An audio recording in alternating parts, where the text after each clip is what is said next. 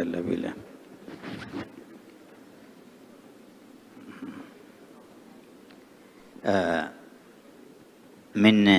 من حكمة الله تبارك وتعالى أن يبقى أعداد من المسلمين يتصورون شيء على غير ما هو عليه، ويختبر الناس ببعضهم البعض، ومهمتنا أن نرحم الجميع. Memang di antara hikmah dan sunnah dari Allah Ta'ala menguji orang-orang yang beriman dengan orang lain pula. Diujinya tuh ujiannya berupa gangguan dari manusia, ujian dari Allah Subhanahu Wa Ta'ala. Terjadi hal-hal yang tidak berkenan atau yang tidak sesuai, maka tugas kita secara umum, tugas kita adalah merahmati dan memiliki kasih sayang dan rahmat kepada semua. Itu tugas kita pertama. وصحيح ما ذكرت من آثار الذكر لله تبارك وتعالى، فالله يقول فاذكروني أذكركم. Dan benar apa yang kau sebutkan tentang pengaruh zikir kepada Allah Ta'ala, sebab Allah berfirman, sebut aku, ingat aku akan ingat dan sebut kalian. وقال الذين آمنوا تطمئن قلوبهم بذكر الله ألا بذكر الله تطمئن القلوب. Dan Allah berfirman, orang-orang yang beriman hati mereka merasa damai, tentram dengan zikir kepada Allah. Sungguh hanya dengan zikir sajalah hati manusia itu menjadi damai dan tentram. ولا يكون من الذكر بدعة إلا ما فيه قطيعة للرحم أو سب لمسلم أو سؤال لصنم أو غيره، وما عدا ذلك فالذكر كله مشروع، بل من أفضل أعمال الإسلام بنص كلام النبي. Dan zikir itu tidak dilarang mengingat itu apabila, kecuali kalau ingatannya kepada berhala ataupun juga kepada hal-hal yang dilarang oleh Allah Subhanahu Wa Ta'ala. Adapun zikir kepada Allah Subhanahu Wa Ta'ala dengan nas yang benar itu adalah sesuatu yang disyariatkan oleh Allah dan diajarkan oleh Rasulullah Sallallahu Alaihi Wasallam dan sangat dianjurkan. وصح في الحديث أنه سئل أي المصلين أعظم أجرا فقال أكثرهم لله ذكرا. Disebutkan dalam hadis sahih, Nabi Muhammad pernah ditanya, ahli sholat manakah yang pahalanya paling besar? Maka dijawab oleh Nabi, ahli sholat yang pahalanya paling besar adalah yang paling banyak zikirnya. Nabi ditanya lagi, kalau ahli sedekah yang pahalanya paling besar yang mana ya Rasulullah? Nabi jawab, ahli sedekah yang pahalanya paling besar yang paling banyak zikirnya. Ditanya lagi, ahli puasa mana yang pahalanya paling besar? Nabi bilang, yang paling banyak zikirnya juga kepada Allah. Ditanya lagi, kalau mujahidin yang paling besar pahalanya mujahidin yang mana? Nabi jawab, mujahidin yang paling besar pahalanya yang paling banyak zikirnya kepada Allah. فسمع سيدنا أبو بكر هذه الأجوبة فقال لسيدنا عمر ذهب الذاكرون لله بخير الدنيا والآخرة. Sayyidina Abu Bakar mendengar ucapan Nabi Muhammad, maka dia komentar. Dia bilang kepada Sayyidina Umar, kalau begitu orang yang berzikir kepada Allah, dia telah memborong kebaikan dunia dan akhirat. فسمعه النبي فقال أجل ذهب الذاكرون لله بخير الدنيا والآخرة. Nabi Muhammad mendengar komentarnya Sayyidina Abu Bakar Siddiq dan beliau mengiyakan, meng-ACC dan mengatakan, betul sekali, orang yang banyak zikir kepada Allah memborong kebaikan dunia dan akhirat. وإنما الذين تصوروا التصور الخاطئ عن الأذكار إنما الوسيلة إلى تبيين الحقيقة لهم بالدعاء الله لهم واختيار من يعرف حل الشبهة عنهم بإقامة الحجة والدليل من أهل العلم. Dan sesungguhnya terkadang timbul persepsi bagi sebagian orang yang ingkar daripada zikir-zikir tertentu, mungkin karena dia tidak tahu kandungan apa yang ada di dalamnya, maka perlu dia bertanya kepada orang yang bisa menjelaskan untuk memberitahu secara detail tentang dalil dan hujjah daripada zikir-zikir tersebut, hingga hilang persepsi-persepsi tanggapan yang keliru akan zikir-zikir yang disyariatkan itu. قرأ شيئا من أذكار الخلاصة بإيصالك إليهم فلك مثل أجرهم. Dan ketika kita mengajarkan zikir kepada seseorang seperti zikir yang terkandung dalam khulasah dan diamalkan orang itu, maka yang mengajarkan ini mendapatkan pahala seperti pahala orang yang membacanya. فأديموا وواصلوا الذكر لله تعالى يديم ويواصل رحمته لكم. langgengkanlah, teruskanlah istiqamahlah dalam berzikir kepada Allah Ta'ala agar anugerah dan rahmat Allah Ta'ala terus langgeng dan tercurah kepada kita. Oke.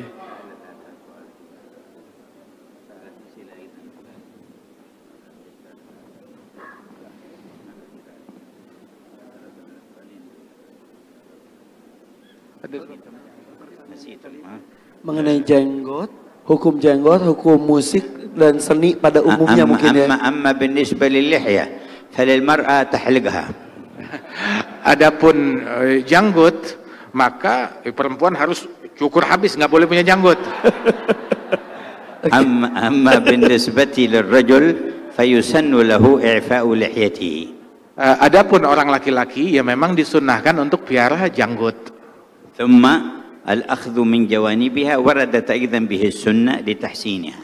Kemudian juga mengambil dari sisi-sisi janggut tersebut, merapikannya, itu adalah sesuatu yang baik dan disunahkan agar kelihatan rapi. أما حلقها فبين فقهاء الإسلام خلاف أهو مكروه أو حرام. Adapun mencukur habis itu, maka itu menjadi perbedaan pendapat antara para ulama-ulama dalam agama Islam. Ada yang mengatakan itu makruh, ada juga yang mengatakan itu haram. Oke. Kalau musik dan juga seni pada umumnya hukumnya apa? ذكرت الموسيقى. نعم. نعم. أصحاب الموسيقى وأصحاب الفن والغناء هم يتعاملون مع المشاعر، فإذا يكونون من أهل الذوق الإنساني، فالذي يتعامل مع المشاعر أجدر بأن يدرك حقائق ما يسعد به الإنسان وينعم، فيطرب بالكلام الطيب الحسن ويطرب بذكر الله تبارك وتعالى وتطمئن قلوبهم بذكر الله. فالموسيقى ما لم يأتي فيه نص مثل المزمار فحكمه اجتهاد أهل العلم ما بين مبيح ومحرم، وما جاء فيه النص في الإباحة فلا إشكال فيه. والموسيقى بأصنافها بحسب ما تثير، إن أثارت مثارات ومشاعر الخير فهي من الخير، وإن أثارت مشاعر شر من بغضة بين الناس أو تقاتل بينهم أو فعل محرمات أو حث على تناول مسكرات فهي شر بحسب ما تثير في بال الإنسان وفي عقله. Beliau mengatakan tentang pemusik. Mereka adalah orang-orang yang bekerja bergelut di dalam apa yang menjadi cita rasa batin seseorang, sehingga dia memiliki cita rasa, memiliki perasaan yang halus untuk mendalami apa yang nyaman di dalam hati manusia dengan suara-suara tertentu, dengan syair-syair dan lantunan tertentu. Maka hendaknya pun dia juga memiliki kepekaan akan zikir-zikir tertentu yang membuat hati seseorang menjadi lebih nyaman. Sebab bermain dengan perasaan, maka dia harus tahu apa yang membuat orang paling nyaman. Bukan cuma musik aja, zikir pun juga, doa pun juga, ibadat pun juga. Kemudian juga di antara musik-musik itu ada juga yang menggunakan alat-alat yang memang diharamkan di dalam syariat seperti mizmar, maka itu hukumnya haram. Ada juga yang menggunakan alat-alat yang dihalalkan, dibolehkan dalam sunnahnya Nabi ada, maka itu hukumnya halal. Ada juga yang tidak disebutkan di dalam sunnah tentang kebolehan atau ketidakbolehannya, maka itulah tempat perbedaan pendapat para ulama dan masing-masing dengan pendapatnya. Kemudian juga lantunan syair yang diucapkan. Syair tersebut itu membangkitkan perasaan. Apabila yang dia bangkitkan adalah hal-hal yang buruk, sehingga bangkit keinginan yang lebih buruk, ya, ataupun juga berisi ucapan-ucapan yang buruk, mengajak kepada keburukan, maka itu diharamkan dan tidak baik. Tetapi kalau isinya mengajak kepada kebaikan, membangkitkan hal-hal yang baik pada diri seseorang, maka itu menjadi hal-hal yang baik pula. Jadi tergantung musiknya dan juga tergantung syairnya dan juga diseimbangkan dengan zikir, mungkin seperti itu ya.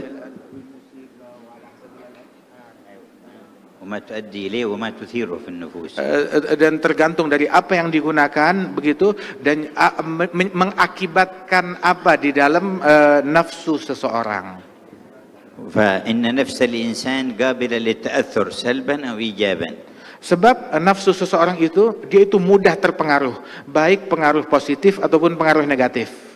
فبعض الأغاني وبعض الموسيقى وبعض الصوت الحسن يحفز الإنسان لأن يبر والديه أو يحسن لأرحامه أو يسامح من آذاه أو يكون على استقامة، فهذا كله من الخير وداخل في الخير. Ada beberapa musik yang isinya itu penuh hikmah, ngajak orang untuk bakti kepada orang tua, cinta kepada ibunya, kepada ayahnya, bakti kepada mereka, ngajak orang untuk silaturahmi, ngajak orang untuk bikin ketaatan, untuk berderma, untuk peduli kepada sesama. Ini adalah bagian dari kebaikan dan bagian daripada dakwah juga, dan ini adalah hal yang baik. ولما كان ينشد شعر سيدنا حسان في مدح النبي صلى الله عليه وسلم وذم المعاندين من الكفار، مدحه النبي وقال إن جبريل وميكائيل معك ما نفحت عن رسول الله. Ketika Sayyidina Hasan bin Thabit, sahabat Rasulullah, seorang penyair, seorang seniman penyair, dia banyak membuat syair, dia mengubah syair yang isinya memuji Nabi Muhammad dan juga membela Nabi Muhammad daripada cacian dan makian orang-orang yang kafir. Maka Rasul SAW menyemangati dan mendukung apa yang dilakukan oleh Hasan bin Thabit dengan ucapan, sesungguhnya Jibril dan Mikail senantiasa bersama engkau di dalam syairmu, manakala syairmu itu isinya membela kepada Nabi Muhammad SAW. وكان أحد الشعراء أمية بن أبي الصلت له حكم يلقيها في شعره. قال بعض الصحابة فركبت مع النبي في السفر، قال تحفظ شيء من شعر أمية بن أبي الصلت؟ قلت نعم. فقال فأنشدني، فأنشدته بيتا فقال هيه أي زدني، فأنشدته بيتا فقال هيه، فأنشدته بيتا حتى فقال هيه حتى أنشدته 100 بيت.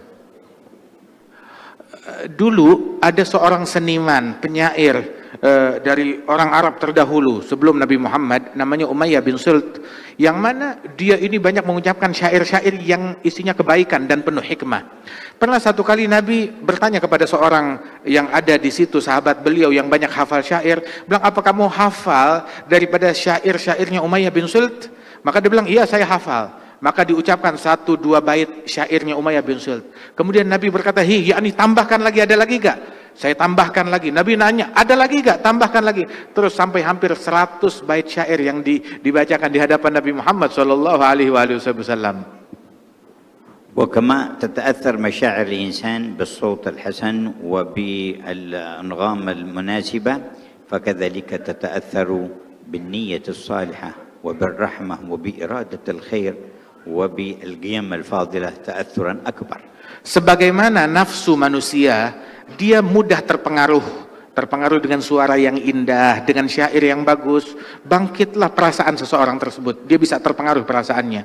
Begitu juga perasaan dan jiwa seseorang itu terpengaruh manakala dihadapkan dengan niat yang baik, dengan rahmat dan kasih sayang, dengan kepedulian dari seseorang, maka itu pun juga memiliki pengaruh besar bagi lawan bicara orang tersebut juga.